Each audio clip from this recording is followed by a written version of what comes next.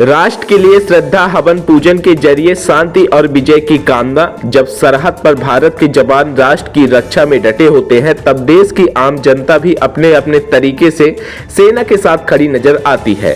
हाल ही में भारत और पाकिस्तान के बीच बढ़ते तनाव को देखते हुए देश भर में मंदिरों में हवन पूजन और सामूहिक प्रार्थनाएं हो रही हैं। नमस्कार, आप देख रहे हैं अमर रिपब्लिक न्यूज मिथिलेश त्रिपाठी के साथ। भारत और पाकिस्तान के बीच चल रहे युद्ध में भारत की जीत और पाकिस्तान के समूल विनाश के लिए जगह जगह हो रहे हवन पूजन। मऊगंज जिला अंतर्गत जागृत शक्तिपीठ मां अष्टभुजा धाम में अगस्त क्रांति मंच के द्वारा भी विधिवत हवन पूजन किया गया।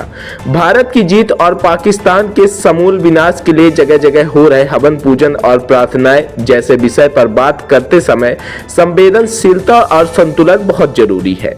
धार्मिक या आध्यात्मिक अनुष्ठानों का उपयोग सकारात्मक उद्देश्यों जैसे देश की सुरक्षा, शांति और समृद्धि के लिए किया जाना अधिक उपयुक्त और जिम्मेदार माना जाता है।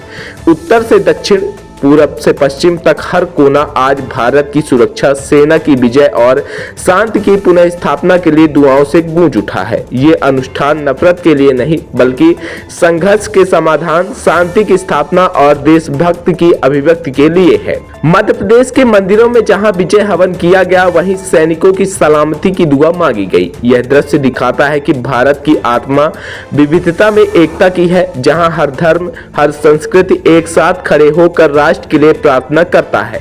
यह सिर्फ आध्यात्मिक समर्थन नहीं, बल्कि सेना के लिए भावनात्मक ऊर्जा और देश के लिए आत्मिक संबल है। आज जब भारत एक बार फिर अपनी संप्रभुता की रक्षा में तत्पर है, तब जन जन की आवाज है जय जवान जय हिंदुस्तान। आइए सीधे जुड़ते हैं अगस्त क्रांति मंच के संयोजक कुंज बिहारी तिवारी के साथ उक्त आयोजन पर क्या कुछ प्रतिक्रिया दे रहे हैं।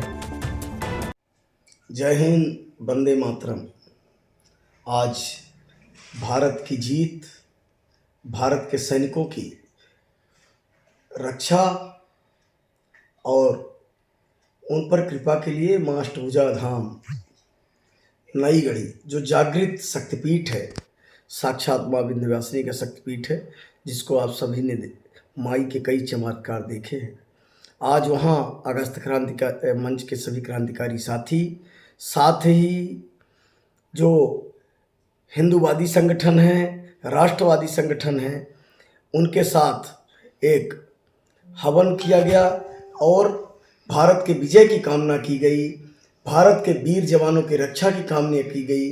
साथ ही आतंकिस्तान जो है उसके समूल नष्ट के लिए भी माँ बगलामुखी से, कि सब जो हमारा सबसे बड़ा शत्रु आतंकिस्तान बना हुआ है पाकिस्तान, उसका समूल नष्ट हो और जो भारत विरोधी ताकतें हैं उसका समूल नष्ट हो, उसके लिए माँ बगलामुखी से भी प्रार्थना की गई और माँ बगलामुखी के मंत्रोच्चारण के साथ हवन किया गया और भारत के विजय की कामना की गई।